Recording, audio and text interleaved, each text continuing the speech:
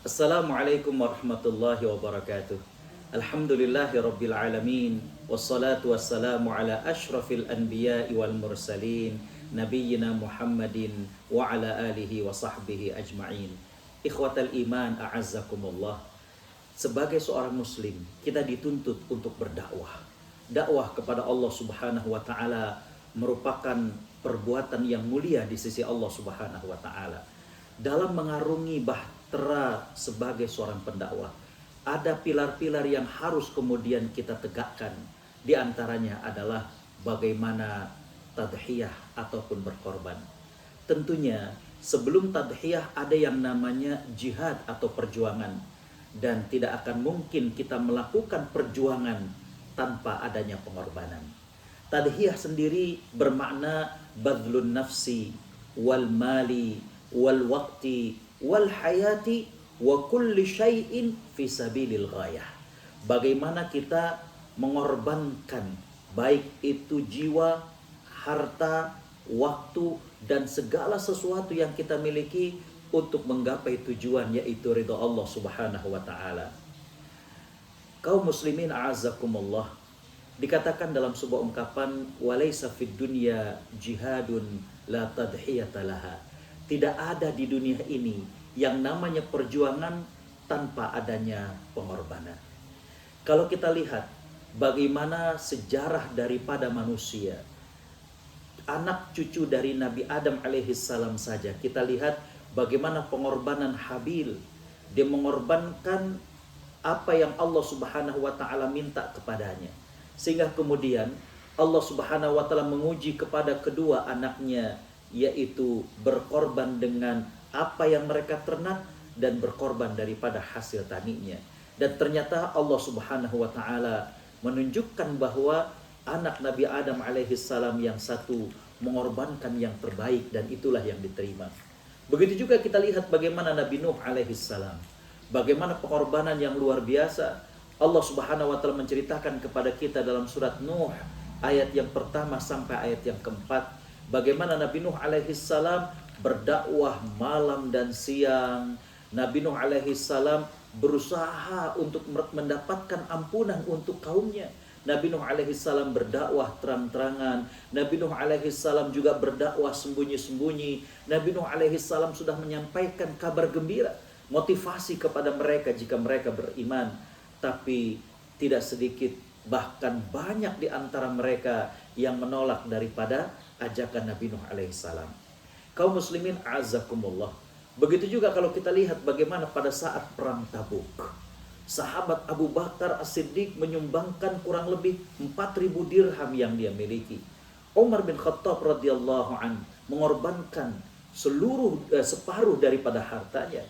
Uthman bin Affan belum mengorbankan 300 ekor unta yang lengkap dengan perlengkapan perang, ditambah dengan 100 ekor kuda, belum termasuk uang yang cash yang beliau berikan untuk perang tersebut. Abdurrahman bin Auf menyerahkan 200 uqiyah daripada emas. Asim bin Adi menyerahkan 70 wasak daripada kurma, dan para wanita-wanita dari sahabat menyerahkan dari berbagai perhiasan mereka. Ini merupakan di antara contoh bagaimanakah pengorbanan yang dilakukan oleh sejarah para nabi dan juga para sahabat dalam rangka perjuangan di jalan Allah Subhanahu wa taala. Kalau kita lihat, maka ada seorang pendakwah yang mengatakan, dakwah itu diibaratkan sebagai sebuah pohon. Dia akan subur kalau disirami dengan air. Nah, air yang dimaksud dengan di sini adalah bagaimana kemudian pengorbanan dari para pendakwahnya. Bagaimana dia berkorban dengan hartanya, bagaimana dia berkorban dengan waktunya, bagaimana dia berkorban dengan ide dan pikirannya. Saya baru kembali habis umroh dan saya melihat bagaimana inovasi yang sangat luar biasa. Ada museum tentang Nabi Shallallahu Alaihi Wasallam di Mekah dan di Madinah.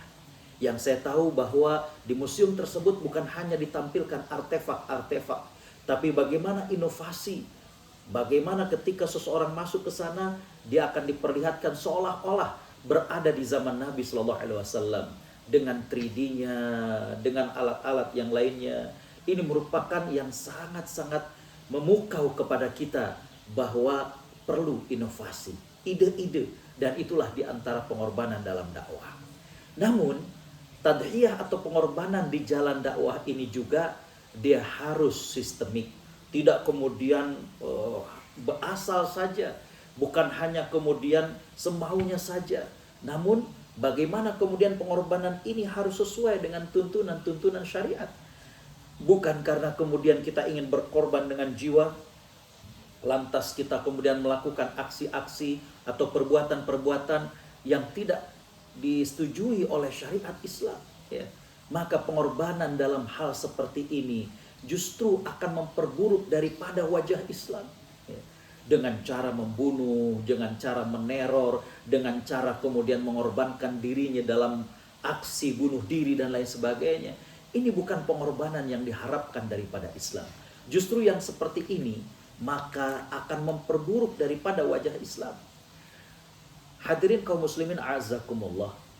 Kalau kita lihat, untuk perjuangan perlu pengorbanan ini bukan saja kita kaum muslimin.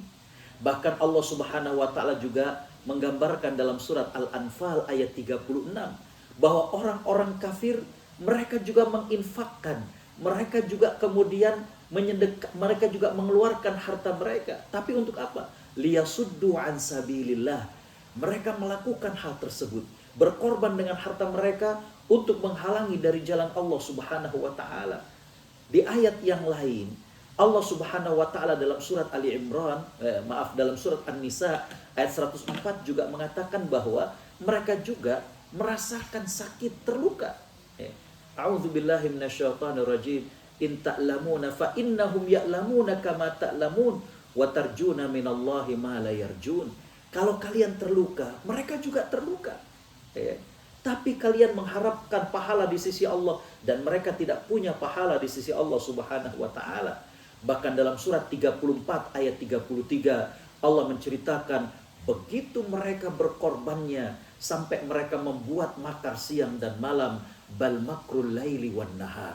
Jadi yang menjadi masalah adalah bagaimana kita menginginkan dengan pengorbanan ini adalah mendapatkan balasan dari Allah Subhanahu wa taala dan tidak akan sia-sia segala bentuk pengorbanan yang kita lakukan, entah itu harta, entah itu waktu, entah itu ide pikiran, apalagi jiwa untuk memperjuangkan daripada dakwah Allah Subhanahu wa taala. Gak akan ada yang namanya sia-sia. Allah Subhanahu wa taala pasti akan memberikan balasan yang mulia dan Allah akan memberikan kepada kita sisi tempat yang terbaik di akhirat.